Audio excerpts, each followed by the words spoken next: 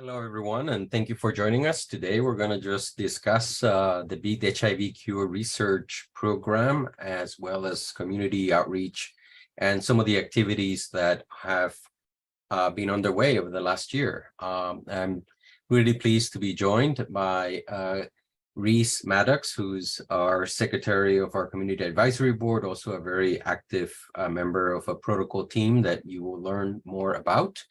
And Mr. Ken Lin, who's our sort of boots on the ground, interfacing with a lot of our participants across the city and really maintains a really robust link between the clinic and the research around cure. And Dr. Pablo Tebas may join us later if he can. I know he's on a conference at the present time. So if he joins us, then we will welcome him at that point. So let me sort of get started then. So I'm going to really we're going to touch on three areas in today's discussion. We're going to tell you a little bit about our HIV BEAT program now in its 7th year. Also tell you what's happening in the HIV cure research space, specifically during this last year. And we'll also share some of the community engagement activities that have been underway, and also sort of try to give a shout out for you to get involved in this program, as there are many opportunities to contribute and be part of this team. So I think that overall, BEAT-HIV, the Martin Delaney Collaboratory, is one of 10 collaboratories that are active in the United States at the present time. 9 of these 10 are focused on the adult population. One of them is on the pediatric. And if you are following the AIDS Education Month, you'll know that the Jonathan Lax lecture this year at the end of June is by the team that is running the pediatric HIV cure collaboratory. So please look out and register to attend that online or in person. So we, of course, are the best collaboratory of all 10. It goes without saying, but we basically are pursuing 4 overall areas. So the first one is really how to measure the persistent HIV in people living with HIV and what factors may contribute to its control. As you know, persons living with HIV are dependent on antiretroviral therapy to remain their virus to be undetectable. So once you stop antiretroviral therapy, the expectation is the virus will return, and you will still see it. Now you will see it in the blood. So trying to understand what components in somebody's body may contribute to a prevention of the rebound or even an eradication of the rebound is something that we really are interested to crack and have new answers for. So apart from where the virus persists and what may be associated with control, we want to develop strategies, new things that could be tested in the clinic that could either result in no virus detectable in the blood after you stop antiretroviral therapy, or no virus detected anywhere in the body, which would mean full cure or eradication. Now, at the same time, there's a lot of the science that needs to be accepted by the community and the clinics, in addition to a lot of education about what's happening, so that by the time these strategies actually make it to a clinical study, we have a really informed community that understands why these studies are being done and what could we expect out of these studies. So that's our community engagement and social science agenda.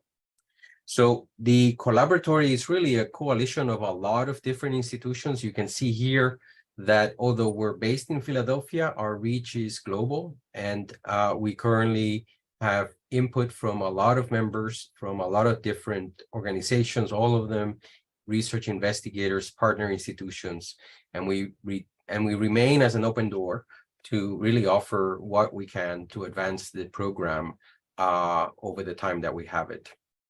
So from a more community perspective, this cartoon has been very helpful to us in trying to kind of restate what I just told you, in that we're interested to find the reservoir, where it is. We're interested to strengthen the immune potential or the host ability to control the virus, even if it's not removed, or we want to develop strategies to give a person something that they may not naturally have, but that would allow them to completely eradicate the infection. So regarding the research, when the whole antiretroviral initiative got started, it became evident early on that even after someone takes antiretroviral therapy for many years, the amount of persistent HIV does not decline to an extent that you could stop treatment like you could for penicillin after a bacterial infection. They give you a regimen, they ask you to take it for a couple of weeks, and then you're done. In the context of HIV, it became clear that the virus still persisted. So there was a lot of, there has been a lot of interest to understand how we can eradicate or make this line that you see here going across in black kind of head down towards zero. So one of the concepts that we talk about often to reflect the fact that there's still virus is this concept of a reservoir, meaning that even though the virus is not replicating, it is still retained to a large extent after the initiation of therapy, and that could return. We also know that the viral infection of CD4 cells can eventually deplete CD4 cells, and that's why we monitor CD4 cells in the blood, and we figured out that as CD4 counts are declining, disease is progressing. But this doesn't necessarily always mean that an infected cell gets to express virus and die, because we also know that there are some cells that can remain silent and yet persist. And we call this the reservoir or persistent or resting state. A lot of terms to really talk about the same concept, which is that a cell contains HIV, but does not express it and can remain in the circulation for a lifetime. So we also know that this particular cell that harbors HIV, as I mentioned earlier, gets established early after infection. We also know that it persists for as long as we have individuals take antiretroviral therapy, and that it resides in cells that are not actively responding to an immune response. So therefore, we call them resting cells, or part of your cells that are basically circulating in your immune system. We also know that they're able to reside in multiple different organs. And this, although we normally evaluate peripheral blood as what we can get clinically for research very easily, we know that the majority of the reservoir is within tissue. So if we can find it in the blood, we can try to determine whether strategies can reduce the signal that we see in the blood. But even if that signal were to drop, we would still need to confirm that those decreases are also observed in tissues. And that's why, for example, we have a protocol right now that collects rectal biopsies, because you can get a rectal biopsy without being hospitalized, and that gives us at least a window of one tissue we can collect clinically in a relatively outpatient basis for a couple of hours without surgery. That could give us one window to at least one tissue that could help us understand the retention of virus between the blood and the tissue. But of course, ideally, you would want to sample more than that. But clinically, it becomes, as you can imagine, a big challenge. So when it comes to how to understand the virus, I think that over time, there's been kind of like an evolution. We started by saying, okay, I take the cell and I look at the total amount of DNA that has HIV information in it. And that's how much reservoir you have.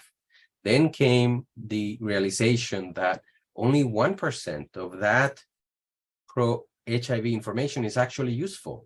The other 99% is defective, so that it can never really make a virus on its own. So we started this concept of intact versus defective.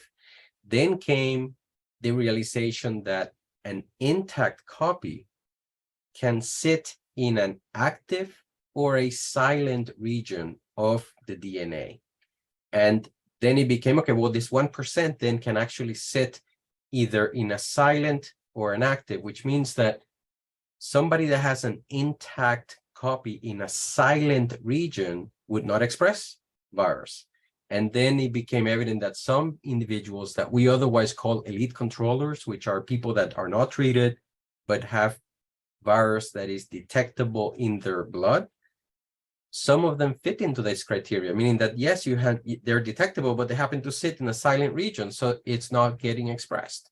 So this dynamic of what determines a silent versus an active has multiple different flavors, either here I'm noting them in the slide for my own, just to remind myself, but you don't have to kind of follow this, but there's like centromeric, cytolite, epigenetics, tissue microenvironment, all these things can contribute to what is silent and what is not silent. So now there's a lot of interest to determine, well, how do we map that? How do we map that 1% that is still persisting within the context of all these other factors that make it either express or not express? And then, of course, you have the immune response, because remember that we're still working under the assumption that the immune system can conquer the virus at some point if we make the conditions optimal. So how do you add the immune response onto this virus characterization? So in a way, we seem to be moving more and more in characterizing the types of infections and the types of persistence that somebody would have. So I think we're going to be looking forward probably into some sort of maybe some individualized medicine in the future, where we can actually know more about the type of persistence that somebody has, and maybe one strategy is going to be better for this person and another strategy is going to be better for another person, because there seems to be that one size does not fit all in the context of how we understand the virus. So in simple terms, virus persists. We know how to find it. We know how to evaluate it, but it seems to be able to have different flavors, if you like, and we're trying to get a better grasp onto that, because once we have a better grasp, then we can define strategies for this type of persistence. So some of the questions are kind of emanate from that. Well, how does HIV persist if you have an immune response that tries to respond? Why doesn't it go away? How can we learn more about the cells that actually hold the virus? And what happens if you treat over longer periods? Does the virus go down or not in somebody that retains therapy for, say, 20 years versus somebody that has therapy for 5 years? Does it make a difference? So these questions are still with us, and we're addressing them today. So I'll give you one example of a process by which the virus can persist even if the immune response is trying to get rid of it. And it's this particular reference. And for the purposes of discussion, you have cells in your body that can actually go and kill other cells that have infections. And we're going to call them cytotoxic cells, meaning cells that can kill other cells. Now, one of the safeguards that your body makes is that it can actually protect the cell from being killed by the same process that it's trying to kill another cell, almost like some sort of a shield for the own cell not to be killed at the same time that's trying to kill somebody else, because it's delivering a poison to the other cell, right? It's actually delivering something to the other cell that could kill it. But you don't want that cell to actually die as a consequence, because you want that cell to be around so that they can kill other cells that need to be cleared. So we call these cytotoxic cells, and the cytotoxic cells have a component that could protect them. Now, the CD8 cell is the flavor that, from an immune system, we look to clear viral infections. The CD4 cell, which is the one that we talked about already, which HIV can infect, is also part of this family. So there are CD4 cells that can also kill.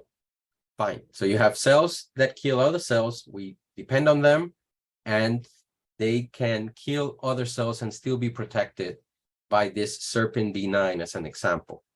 So what happens when you have an infection? Let's say that you have an infection and now your cells are trying to expand and they can kill other cells.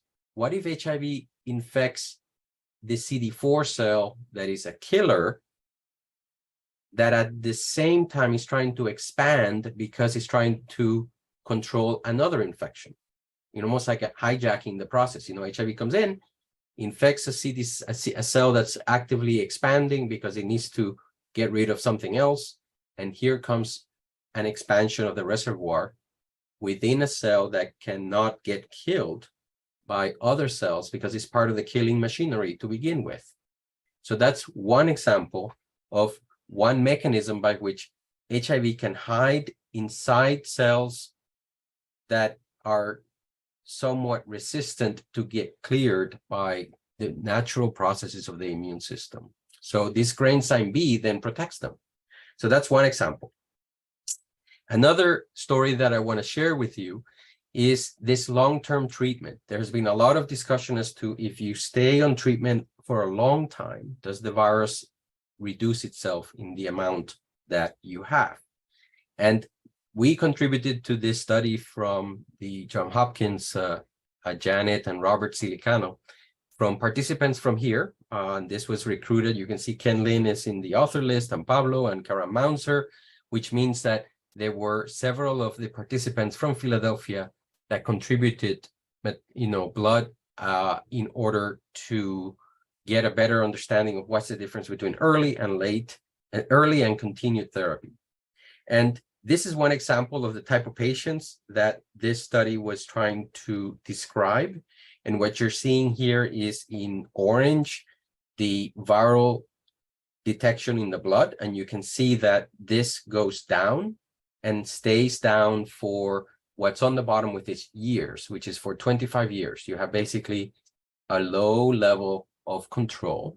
And all these colors on the top are all the different drugs that the individual was under while taking antiretroviral therapy. In blue is the CD4 count, and you can see that it went up to about 900 and it stayed around there, and then at the end, in the last couple of years, it kind of plateaued to a lower level. So the question is, what happened to this individual over time when you're looking at the persistence of detectable HIV in their blood? And what you're seeing here is, I know it's rather complicated, but I'll walk you through the main points that you need to take out of this. First is, on the three graphs, they're all years, right? So you can see they all span 25 years. And each dot is a person. So that we're looking at what was measured early in that individual and what was measured late. And what we're seeing are three different ways to measure the persistence of HIV in the blood. And if you look at the bottom panel, the one that has IPDA, which stands for intact proviral DNA, right? So that's the intact copy of HIV. You could see that it is actually going down up until about 15 years, and then it kind of plateaus out after 15 years to 25 years. But it's still kind of on a going down to some extent. Now, if you look at the middle graph, this is the signal coming from, if I take someone's blood and I put them in vitro in the laboratory and I activate their CD4 cells, will I be able to detect viral expression in the laboratory from the cells that are circulating in the blood? So one expectation is that if the virus is going down, then I should see a reduction on that, right? Because there's less virus, there should be less virus that I could get out of the cells. But you can see that that doesn't seem to go down. And that means that the amount of time does not seem to remove the ability of the virus from coming out from the blood in somebody that has been on therapy for 25 years. And what you see on the panels, on the two panels, are summaries of that, as in not over time, but just taking a group at 5 years and another one at 22 years. And basically, the main point is that the two groups look very similar, right? The red looks very similar to the yellow or orange. And this means that based on this readout, we don't see a decrease in the amount of virus that you can detect when you stimulate them in the lab from someone that has been on therapy for 22 years as compared to somebody that's been on therapy for 5 years. So the bottom line, you need to be on therapy in order to control the virus, and the amount of time is not going to get rid of the virus from returning. So this is an important point because there has been a lot of questions about, if we treat longer, will the virus change its nature to the point that it becomes weaker and weaker and smaller and smaller? And this information suggests that that's not as clearly the case, because we can still see the virus there, and the virus can still come out when we stimulate the blood from somebody that has been on therapy for 25 years.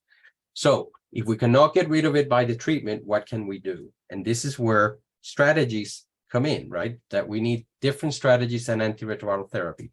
And we in the group are looking at multiple strategies. And again, this is more like a reminder for me to make sure to mention some of them, but the details on each is not as important as knowing that we are trying to develop strategies on multiple fronts. So I'm showing you here like 5 different summaries of 5 different strategies that we are pursuing, but that's not even all of them. I mean, there's like more, because remember the big list of all the institutions and investigators, everyone is trying to develop a strategy. So there's a lot to work together towards coming up with new strategies for eradication. So including this new kind of molecule that allows to bring 2 cells together in order to bring an HIV infected cell together with a killer and make them communicate more efficiently, and as a way get rid of the viral infected cell. And this is in the research groups, they call them BITEs or bispecific antibodies or single chain antibodies, but they're all the same. They're all basically 2 areas of the molecule, one that can bind an HIV infected cell and the other one can bring a killer or a clearance. And when you put them together, you help the immune system get rid of an infected cell. And this has become available because if you look at this cartoon, this is on the surface of HIV, one molecule that is expressing the outside of the virus. And we've known that your immune system is largely inefficient in trying to get rid of the virus because this area keeps changing. And the immune system can never get ahead of the changes. But there are many people that have been identified that carry an immune response that is able to see this molecule in many people at the same time. And we call those broadly neutralizing antibodies because they are broad across many people. They can stop the virus. That's why we call it neutralizing. And they're a type of immune response which can be in the blood, and that's an antibody. Like that's what you get when you get vaccinations, you get antibodies. So these antibodies can work on many people and can stop HIV, and they're now being developed as therapy to try to replace antiretroviral therapy, and they're also being developed to try to find infected cells and kill them in different ways. And for example, we did a study here in Philadelphia that just ended that was using two of these antibodies. Here they're called this 3BNC117 and 101074. They're two different antibodies that are these type of broadly neutralizing antibodies. And they have been studied individually, which are the study that was published in April in 2022, showing that they can suppress HIV. So we were trying to test if you add an immune modulator, interferon, which is an activator of the immune system, can you add killing into this and not just control? Now, we found that we were able to pursue this study here in Philadelphia with over 14 individuals that took this regimen for 6 months. And the idea is that, okay, well, you stopped ART, and now you're taking the two antibodies to control the virus and interferon to try to kill infected cells. Did the antibody find the cells that the immune system needed to kill? And did the interferon, what we were giving, increase your ability to kill them? And what you're seeing here is the time that these individuals were on therapy. The red dots are the times that they got infused with antibody, and all the blue triangles underneath are the doses of interferon. And we looked at them on therapy, and then we stopped, and then we see what happens. So during the time that they were receiving this, even though they stopped their antiretroviral therapy, the virus remained relatively suppressed. And we were also interested in what happens when you stop everything. So this is the picture when they were on therapy, and it's the red line is on the top, and you can see the blue line on the bottom. And what this is actually showing is that after you stop therapy, the virus returns, which is the blue line. The blue line is, you're starting at 100% control. And you can see that the blue line represents you stopping therapy and losing control. So you will lose control by, say, 8 weeks. The group that received the antibodies and the interferon remained able to retain control in over 80% of individuals. So we would conclude that this strategy was able to replace antiretroviral therapy and remain by antibody and interferon able to control the virus. Now, what happened after they stopped everything? Remember, this was a cure-directed study, so we were also interested, did we clear and not just control? And the answer is, we didn't eradicate the virus, which is what was a hope, but we did achieve a much higher level of controllers, meaning people that remained controlling the virus at a higher rate than we were expecting. For example, you can see in step 3 here is what I showed you before, the control, the lack, the line being high. But once you stopped the immunotherapy, you can see that red line dropping down, which means that the control was provided by the antibodies and the interferon. Most people were not able to keep that control without the therapy. But there was a small subset, about 20%, that were able to control beyond what we expected. And that's what we call post-intervention controllers, and what we're interested to study more now. So these are the main conclusions. It was safe. We didn't see changes in the persistence as we had anticipated or hoped for, but we did identify a group that appeared to respond to control, and we're trying to determine, did the immunotherapy we gave them actually resulted in this control, or did they have that from the beginning, meaning that all the things they had when they were on antiretroviral therapy already predicted that they would have controlled? And that's a question that we're interested to determine now. So what about eradication?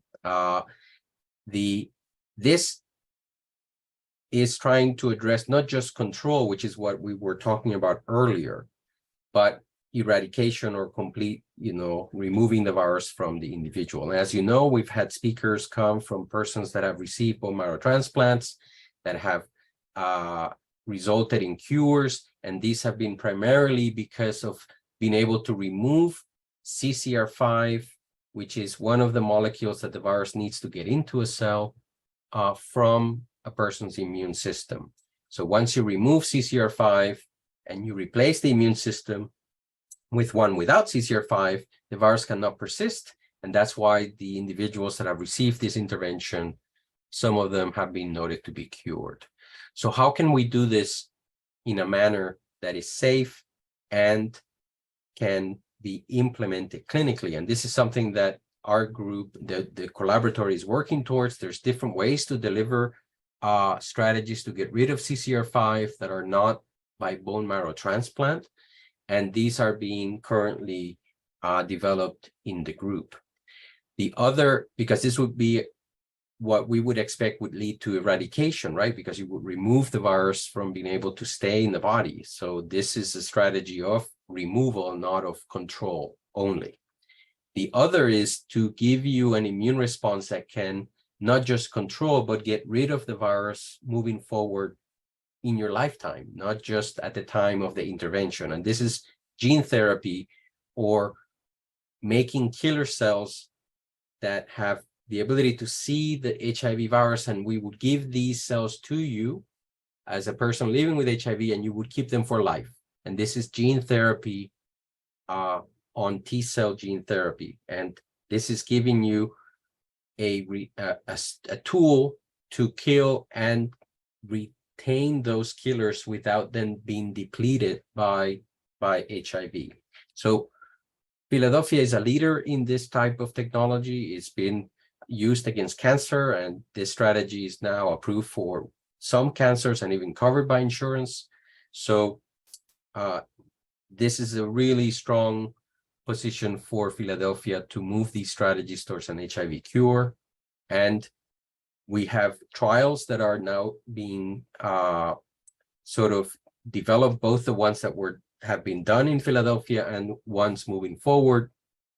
And I think we're going to hear from Reese about how this trial got conceived, as well as how it's being developed, because it's actually testing the delivery of killers that can find HIV-infected cells more efficiently, and then how best to amplify them in the presence of antiretroviral therapy after they've been administered, meaning somebody get these new T cells, and is there a way for us to increase their number by some, by a strategy that tries to stimulate them before you actually depend on them to clear the virus after you stop antiretroviral therapy. And this is this trial that's actually giving a T cell able to kill HIV, and then using an HIV vaccine that the T cell would actually be stimulated by to actually amplify it even further. And the idea is that that amplification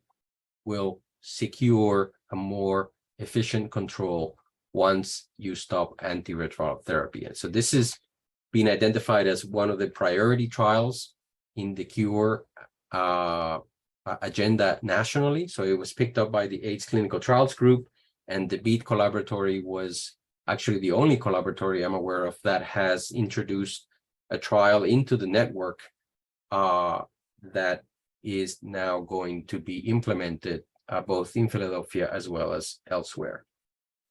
So the study, again, has two interventions: the autologous infusion of the CAR T cells and the vaccination to amplify it.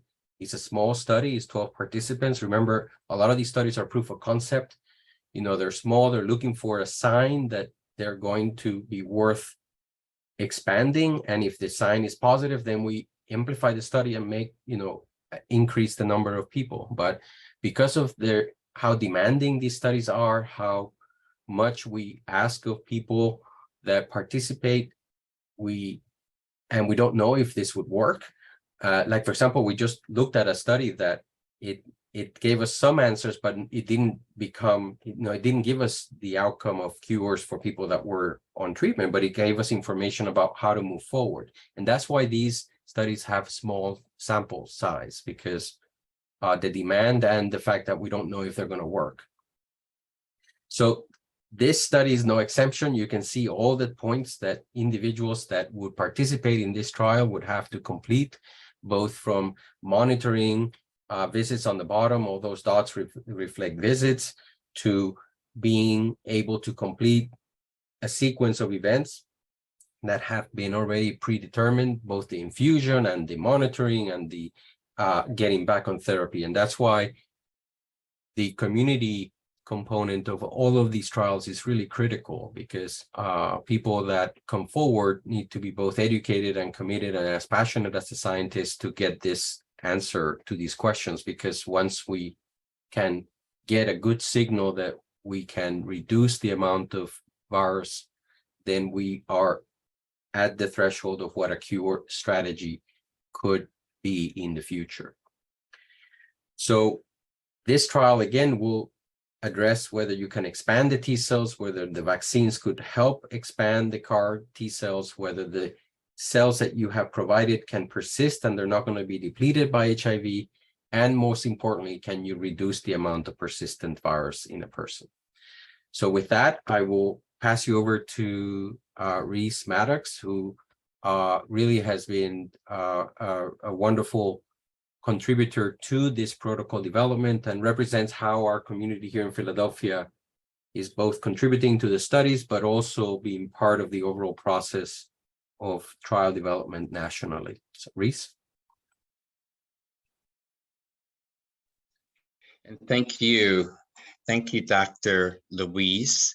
I first want to introduce myself. My name is Reese Maddox. I joined the Community Advisory Board a little over a year ago, and my background has been as a senior paralegal, so I work in the legal field, and I specifically specialize in contract law and in mergers and acquisitions.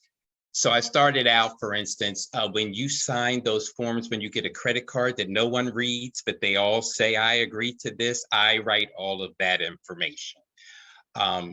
So I'm really good at, finding a needle in a haystack, very meticulous work.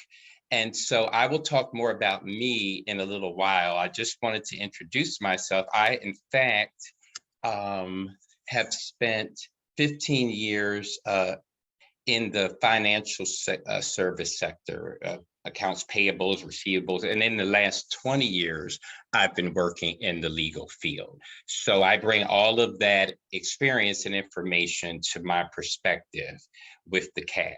So the first thing that I would like to say regarding what you just heard from Dr. Martiner is, as a community person, I have over the last year been in quite a few meetings where scientists have explained what they were doing, and few of them have really been able to say it where I, as a non-scientist, walk away and go, I really get it. I want you all to know, if you don't know Dr. Luis or you just met him today, he's one of the few people that I have met who have consciously bridged the gap between the scientific part of it, and whether through cartoons or other mediums, he is able to explain it so that it certainly makes more sense. To that effect, I want to say thank you, Dr. Luis. And so now, regarding the protocol, one last thing before I get into this. I don't want to, during my talk, I don't just want to go through a lot of talking points. What I need right now is to be transparent. I want you all to know you are my first audience on a platform this large, where I, as a community member, get to explain the things that I have been learning over the last year.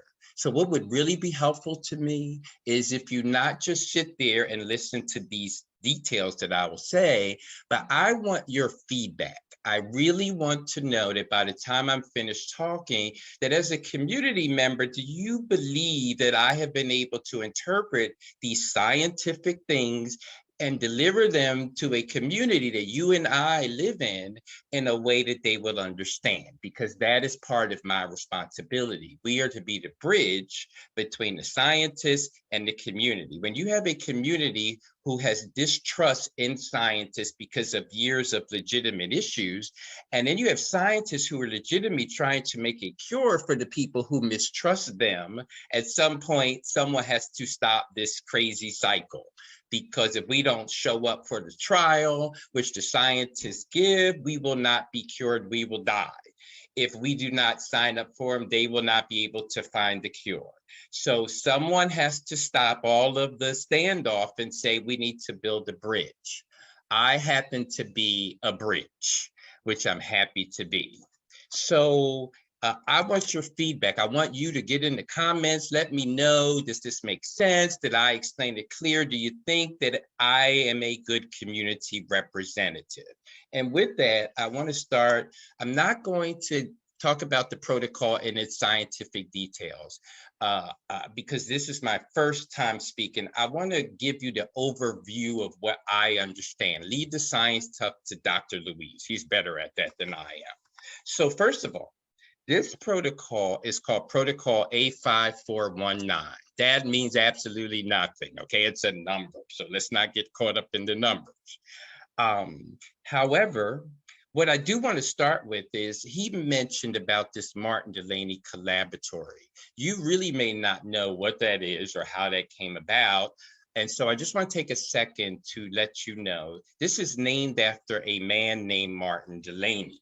Martin Delaney was a prominent advocate for AIDS patients who challenged the government and drug companies to expedite access to experimental treatment in the early days of the epidemic, like in the 80s. Through his work that he has done, and by the way, he did not have HIV.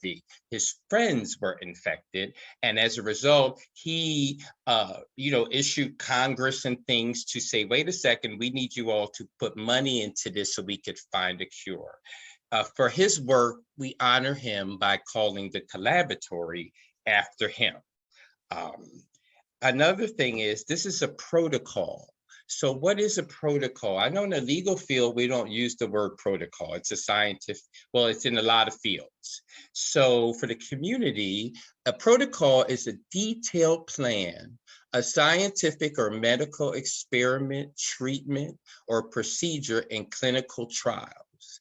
It states what the study will do, how it'll be done, and why it is being done. It explains how many people will be in the study, who is eligible to take part in it, and what study drugs or other interventions will be given, what tests will be done, and how often, and what information will be collected.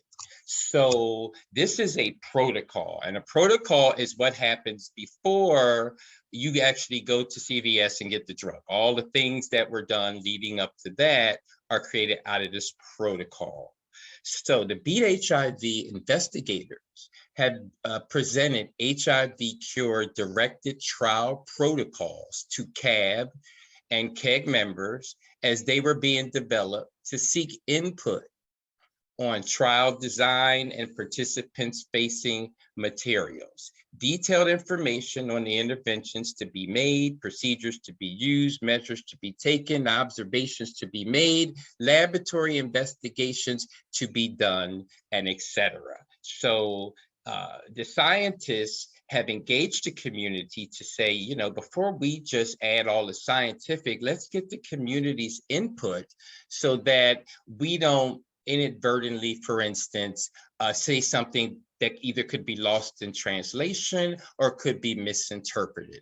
For instance, if something in the protocol says the study patient, maybe it should say something softer like community members or just things that we can input.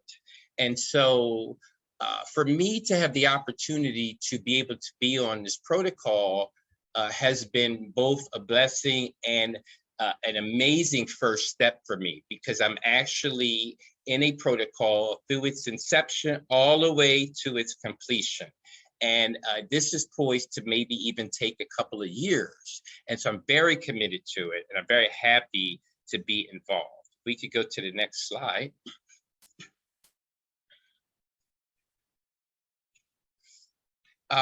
Some highlights on the community engagement and things that our CAB has done. You heard Dr. Luis state that we are outstanding. Well, I think we are amazing. So one of the reasons why are some of the things that we've done since I've been here that I want to share.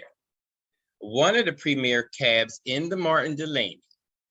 First of all, we have a co-chair whose name is Danielle Campbell. She's in Los Angeles. She's a commissioner to the LA County Commission on HIV. She serves as governing counsel to the HIV/AIDS section and science board of the AIMER Public Health Association.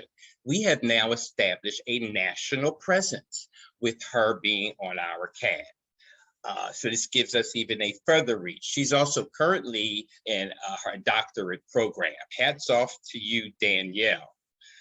Some of the projects that we've done is a Tasso Experience panel, which was a trial where you were given a device that you could draw blood at home, and you would take it in this container, you would mail it to the doctors, and then they would send you your tests. Now you don't have to worry about getting on the bus, traveling across town every time you have to do labs. And so a wonderful experience, and who wouldn't want to have that? That's going to go viral. Everybody in their home is going to have that. We also redid our orientation package so that when people like me who come from other fields who are not scientists join our CAB, we can orientate you so that you are now at least have an understanding when you come in. Could you imagine, what would be a good example? If you went to, I don't know, to get dinner at a restaurant and you ordered a steak, and they came to you and didn't say, how would you like it cooked? They went to talk about cows are cut, and this is how they are slaughtered. And they went through this whole thing to how they got the steak.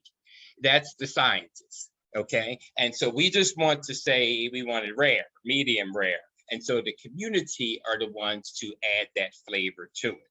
Another project we've done is we've implemented our webpage update. I'll just say we started it. We have a webpage, the HIVbeat.org. Please take a look at it when you get a chance. On that page, among other things, Community Advisory Board has our own page. We are in the process of updating that because, as Dr. Louise mentioned, this is the BEAT are in 5-year cycles. Okay, we just completed the first 5 years from the grant. They got another grant for another 5 years. And so we need to update our webpage also. We've also contributed in abstracts. We have a social media campaign where now we are on Facebook, we're on Twitter, and we're looking to even expand that more. We really want to put information out there to combat the misinformation and the false information. You all have heard it yourself. You've heard somebody's aunt was cured of HIV because she drank a mixture of, goat milk and something else outrageous. And the truth of the matter is, very few people, like a handful, have been clinically cured. I'll mention one of them in a minute. We are updating our bylaws. We're participating in a provider survey. And this is where we get to have input as the community to the providers who provide service to people with HIV, your doctor, the nurse practitioner. Are they talking about this to you? What can we ask or do to help to make them more prone to ask these questions? Because all of them aren't educated in what the current cure research is, even as physicians, because they have their own specialties. So we need to get the word out to them. We also had brought Adam Castillejo to Philadelphia. Adam Castillejo, by the way, he came, I think, Wednesday, October 26th. We had a whole evening at the William Way Center here in Philadelphia where we presented him. He is AKA known as the London patient. He's the second person to be clinically cured of HIV in 2020 after receiving a bone marrow transplant for his lymphomia. He lives in London, and he has engaged our BEAT-HIV CAB because we are so amazing. And so now we have him engaged so that as we now want to go global, we now have we are posed to go global now. You all are worried about going viral and all that. No. Going global is the way to go. So those are just some of the highlights of some of the things that the CAB has done. So I now want to say or talk about, one second, there's the Keg Model. Did that come up on the screen? I think it's one back. Back again. Okay, I thought I saw, here it is. This, what you all are seeing, that I now, for the first time, will explain, and I hope I do it justice. So let me start by saying this. Good participatory practices, or GPP, relies on 6 principles of engagement. That includes respect, mutual understanding, integrity, transparency, accountability, and community stake autonomy. The BEAT-HIV Keg Model was created by the BEAT-HIV Collaboratory Leadership, and it brings together 3 independent sets of partners, which you see highlighted in this graph. I believe that's a cell. Is that a cell, Dr. Louise? Is that a picture of a cell? The red, the black, and the... That's a picture of an HIV virus. Okay.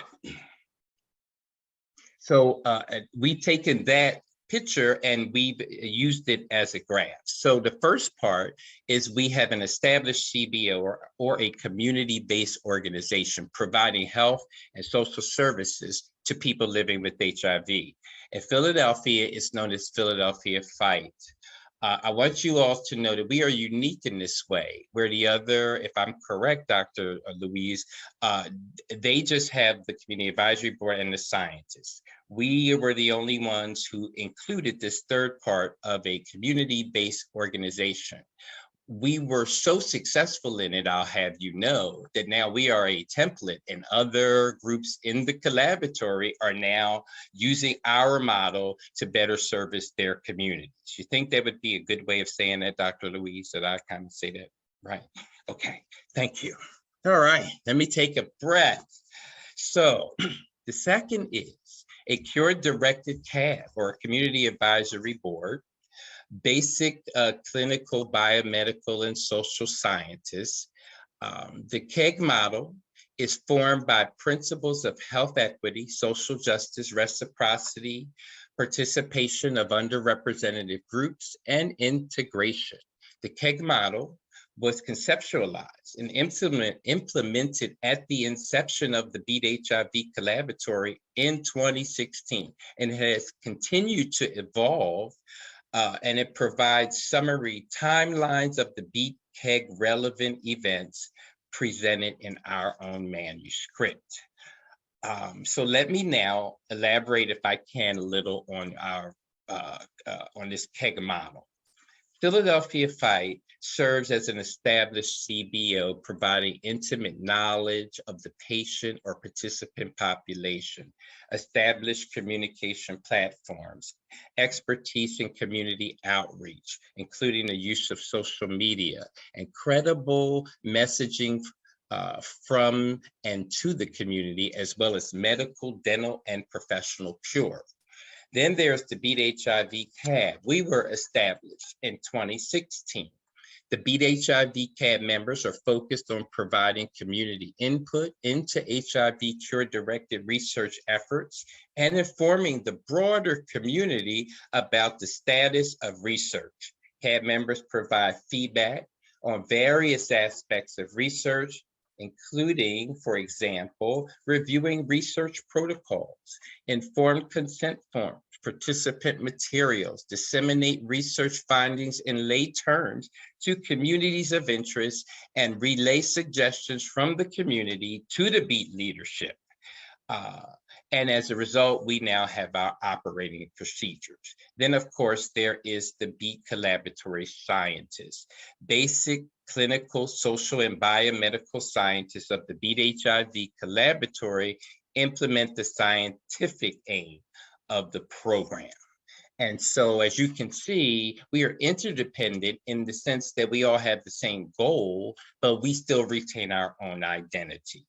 One thing that makes us unique as the Community Advisory Board is we also have to be advocates, because if for any reason we feel the scientists aren't hearing us, we need to be able to be in a position that we can respectfully assert ourselves so that we can share with them, no, this is not going to get through to the community members.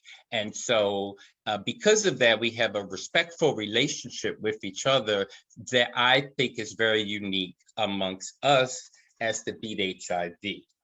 So he has this slide up, and this says community engagement group, no, the last one I just had, model and basic and biomedical research lessons learned from the BEAT-HIV Delaney collaboratory toward the HIV-1 cure.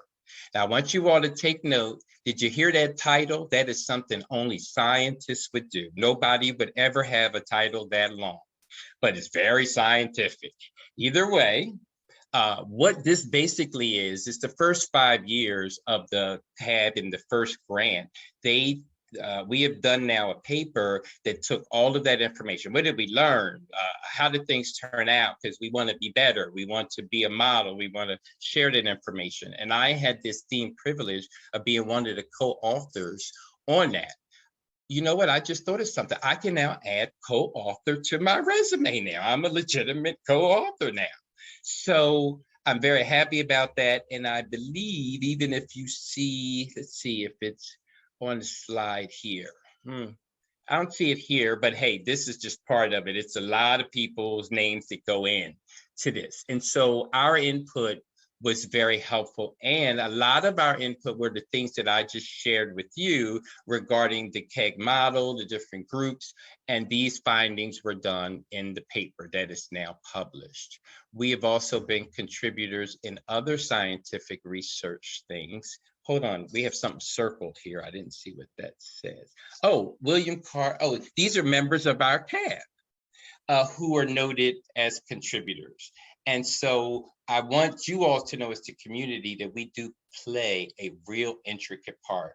This slide shows other publications that we have been a part of. So what are the chances that a community person can find themselves in the same room as the scientists who are trying to create the cure? So I'll end my part by sharing a little bit about myself and just how I got here. And is there another slide? Oh, I do want to read the next slide. This slide also shares, that's a picture of the London patient, Adam Castillejo, when we brought him to Philly. And these are just some of the other things that we have accomplished. Go to HIV-BEAT.org, and this information will also be there for you to see for yourself. So if I could digress, I'd like to, which I hate to do a lot, is talk about myself just for a minute.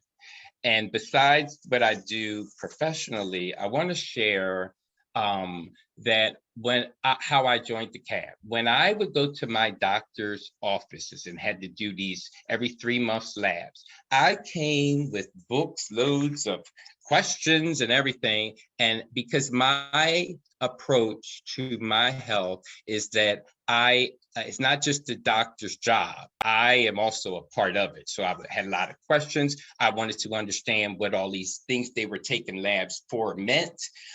We know things like cholesterol, CD4 count, all of that, but there's a whole host of things. And she said to me one day, you need to go take this class at Project Teach that Philadelphia Fight has, because that would be really helpful to you because they explain all of this information. And so I said, okay, it was during the pandemic, it's on Zoom. And so I signed up for this class, and it was the most revealing information that I had.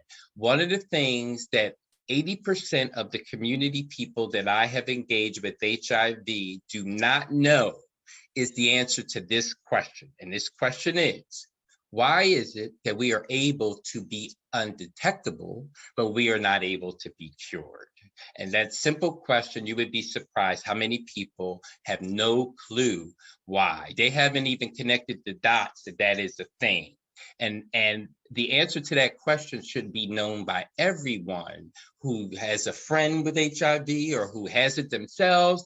Why is it that we could be put at a status that we can transmit it, but it is not cured? And Dr. Louise alluded to it, that it hides in the reservoirs. And so I need to get this information and more information like this out to our community, because who knew? I live within 10 miles of University of Penn, and I had no idea people like Dr. Louise were this close to me doing this.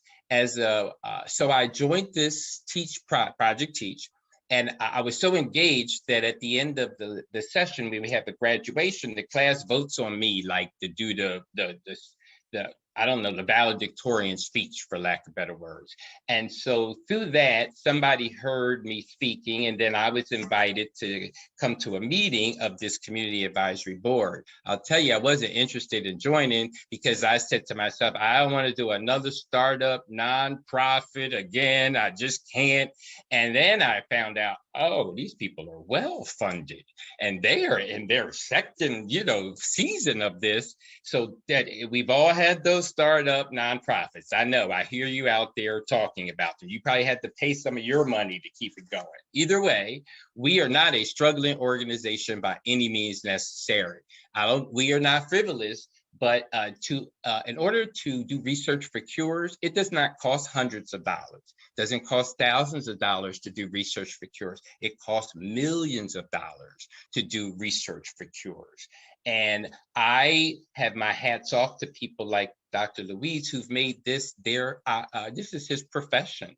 And they get up every day. They may not have it. It may be somebody they know, whatever it is that brought them into this space. People like me who live outside of their world until now benefited from their lifelong occupations. While he's trying to find cures for people, I'm trying to keep people out of jail. At the same time, we are all trying to make the community better through our occupations. So I appreciate. Amen, Brother Reese. We are running. Unfortunately, we're running just a little bit tight on time. Well, no, because I'm done. Thank you. Oh. And you all, this is Ken. I was going to introduce him, but since he has, joined my conversation, I will let him introduce himself. And thank you. I was just trying to be a clock watcher because I want to leave time for questions. And absolutely, people might have questions about something you said or Dr. Montaner. Hi, everyone. If we could go back just one more slide, Luis. This is an important slide. Just no, the one with there. To just put a period to what Reese was saying. I cannot overstate the impact of the Community Advisory Board. And you've seen through Reese's presentation and his testimony that it is not a toothless tiger. Folks are in the process from the original thought all the way through to the end when we reflect about what could we have done better. And that's present by their feedback in how designs are made, how documents are written, how patients are taken care of, how patients are reimbursed. We reimburse people for research for the time and the effort necessary to participate. And then ultimately, folks on the Community Advisory Board are recognized and published as for their contributions. So we need more folks. We need more committed folks from the community. And so I wanted this slide to sit up here for a minute to give people an opportunity to write down the contact information for Amy and for William. If you even have the slightest interest in learning more, please reach out to either one of these folks so that they can educate you further. You can actually even be invited, I believe, to the next meeting where you can sit and see what it is, meet people before you even make a decision about wanting to join. So please, this is central to our mission. Without the community, we're lost. So I can't overemphasize that. Okay, thank you. Now we'll go on to the next slide. All right, so hi everyone. My name is Ken Lin. I am a nurse at the University of Pennsylvania. I have linkage relationships with Philadelphia Fight and also the Wistar Institute. I have been a gay man for all 50 plus years of my life, so I'm a member of the community. In the 80s, I've had lost friends. I've helped take care of friends who were abandoned from their family. So I've seen what HIV can do to the community at its worst time when we didn't know what we were dealing with. And I became a nurse as a second career and committed myself for the last 15 years to focusing on the area of HIV research. And you see there's my photo there, and also my counterpart, Emily from Philadelphia Fight. So if you are thinking, wow, this is exciting stuff, I wish them a lot of luck, you got to do more than that. We need support from the community as people stepping forward and saying, how do I actively get involved? And we have dip your toe in the water involvement, and we have Olympic-sized pool involvement. So you can go in the baby end or go all the way to the deep end, depending what's comfortable for you. So you can join the community advisory board. You can contact me. There's my number, my office number, my email, Emily's office number, and her email. I'm interested in research. That's all you have to say. I'm interested in research, and we'll take it from there. Okay. We can do CAB involvement. We can do a one-time blood collection, a little one. We can do multiple blood collections spread over time. We can do a larger blood collection. We can do tissue, where we take little microscopic little pieces of tissue full of information. These samples, these blood and the tissue, is what gives Dr. Montaner and the entire BEAT-HIV collaboratory the Play-Doh to go back to their laboratories and build fabulous science, come up with ideas. They take these samples and, with respect, bring them in and try things, try ideas in a laboratory setting and come up with the next concept. So everything starts in the lab, and then it takes years before it gets anywhere near a human being. And so how can you be involved? Are you excited by everything that Dr. Montaner told you about? Are you motivated by everything Reese said? Well, the best way to do that is to call and be part of it. So again, we're dealing with folks who are actively on their art, suppressed, doing well. We want you. Are you someone who's not on your art, but thinking about coming back and starting and getting your viral load under control? We want you. Are you interested in joining the CAB? We want you. Are you a patient who is dealing with opioid addiction? Are you actively seeking treatment for that? Substitute therapies? We want you. Whether you're HIV positive, HIV negative, doesn't matter. We want you. Come in today. We finance in office. No, that's a joke. But as I said before, research only happens when we have the commitment of the community and we have people stepping up to say, I want to help. Think about it. The medicines we have today are the benefit of research. People said yes in the past many, many times when they weren't sure what they were asked, what the end result was going to be, which has brought us to the point where we have one pill a day medications. We have injectables where you come into the clinic for intramuscular injections once every other month. Those didn't happen by accident. They happened by the community being involved. They happened by laboratory folks and scientists being involved. And they also happened by patients being involved. And so feel good about where we are and hopefully walk away from this feeling motivated about, I want to be a part of the next step. And so that's all I have to say. Please call me, please call Emily, and I'm going to pass it back to Dr. Montaner, who will close things down so we can move on to questions. Thank you, everyone. Thank you, Reese. Thank you, Ken, for a really, hopefully, very informative and useful session for everyone. So I just want to finally just make everyone aware that we have the Jonathan Lax lecture, as I mentioned earlier, coming up on June 29th. And you can register for online attendance if you are not able to come in person. And Debbie Persad is leading the HIV cure research efforts on pediatric, on children living with HIV.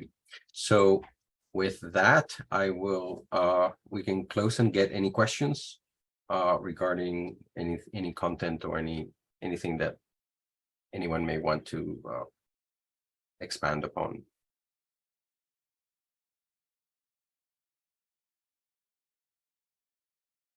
So if you have any questions, please put them on the chat.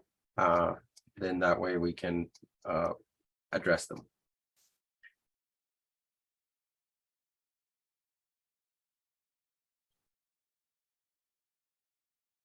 I know it takes a little bit of time to write them out.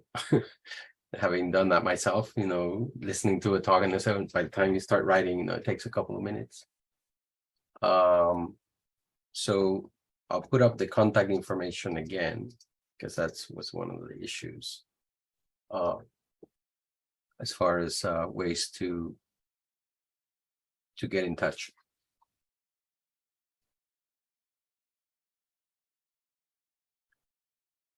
So one question is, what is the best way to measure the reservoir at this point? So that's a great question. And part of all my complicated discussion about how to evaluate is because we're still wanting to understand that question ourselves as well. But I can tell you that we can measure the total amount of the intact copies that someone carries in their CD4 cells in the blood. And we can also re-stimulate the cells in the laboratory to get a readout of how efficient is the virus able to be expressed from cells that are otherwise not expressing them in the person because the person is on antiretroviral therapy. So we use those two measures as indicators of the persistence of the reservoir. Now, there are more advanced ways that one could evaluate the reservoir, like I told you, silent and active and other ways, but then they become so much more detailed that you can just look at a smaller and smaller amount of the reservoir at a time. So you have to make assumptions that reflects everything. But the more detailed you get, the more smaller your ability to say that's everything becomes. So in the end, that's why a lot of cure trials have a treatment interruption at the end, because they cannot for sure make these measurements on ART 100%. So if you stop ART and you look at what may return, then you're getting a window on the entire body, not just the blood. And that's the reason why we have treatment interruptions in trials, is because we don't have a very good way to measure the persistence of HIV in the blood alone. Now,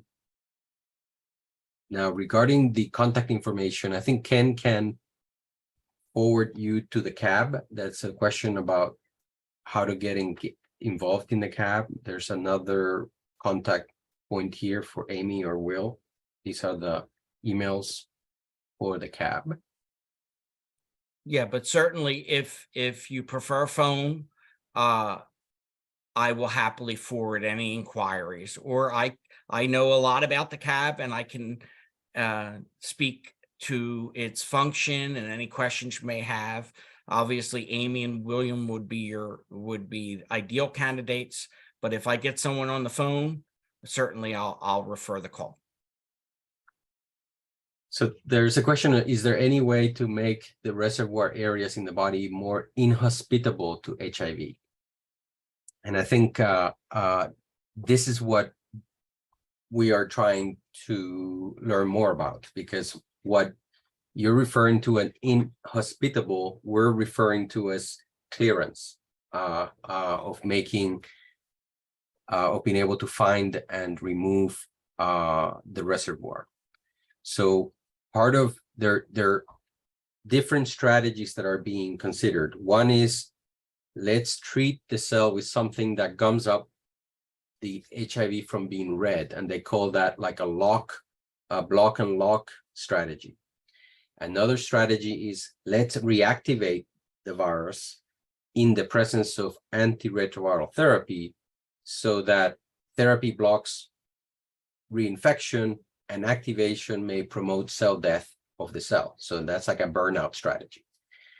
There's another strategy that says, let's empower the immune system to be able to clear an HIV infected cell when naturally the individual cannot do it. And this is like gene therapy, like we talked about. The CAR T cell is one example, giving you gene therapy, or other ways that you can get your immune system to benefit from some therapy that allows it to work more efficiently. And that's like a clear, strategy.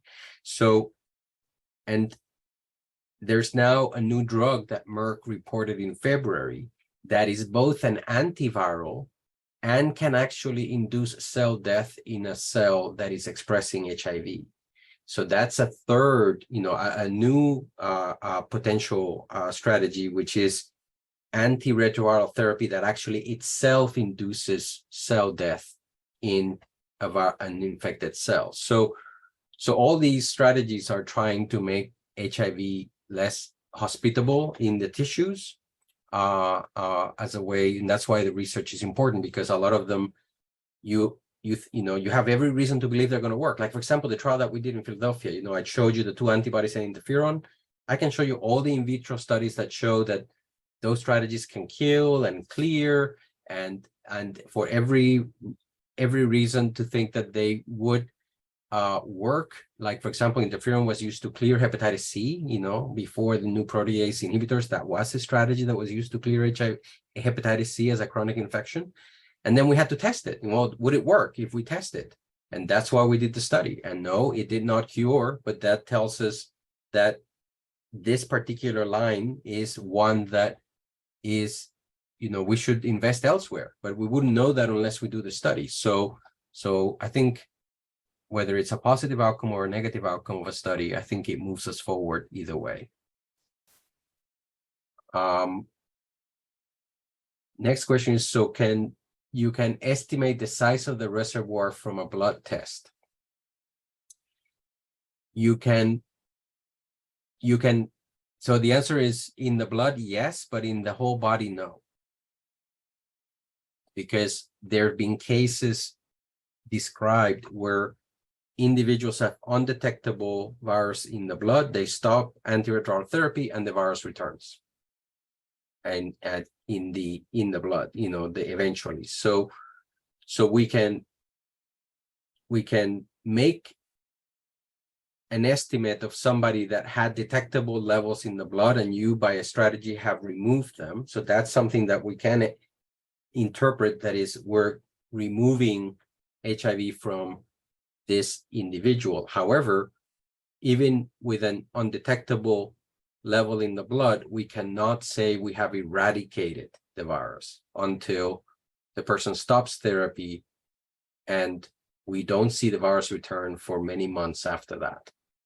So that, because in the blood, there's no single test that is yet available that can tell us about what's happening in the tissues. It can only tell us what's happening in the blood. And I would piggyback on that to just say, it's not a test you can go to your doctor and ask for. These are laboratory tests that are done in a scientific environment, not something that you could ask your doctor for at a visit.